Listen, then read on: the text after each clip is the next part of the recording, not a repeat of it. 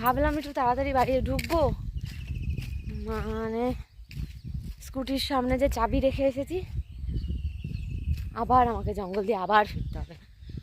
মানে যেই দিনকার কপালে থাকে না মানে বিপদ, মানে এত ভুলো মন হয়েছে, শুধু ভুলে যাচ্ছি।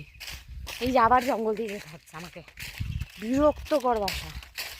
এত ভুলে গেলে কী করে হবে, আমার সহ্য হয় না। আবার এখন আমাকে আমার এই 10-15 মিনিট মধ্যে আবার থাকতে হবে, আবার স্কুটি থেকে আনতে হবে। ছি ছি, কী করে ভুলে গেলাম, মানে বিরক্তকর বাসা না এগুলো।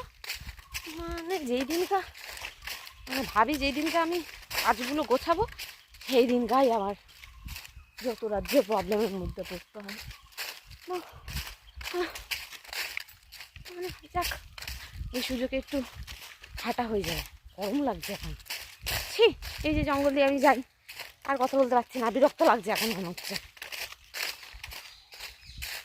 ছি ছি, কী করলাম, মানুষ সত্যি অদ্ভুত,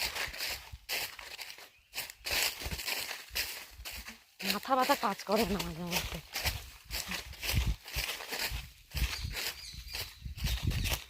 এই যে ড্রেন। ঠিক আছে চলো, আমি আবার যাই, আজ তো আবার কি বলবো, রাখলাম, চলো টাটা।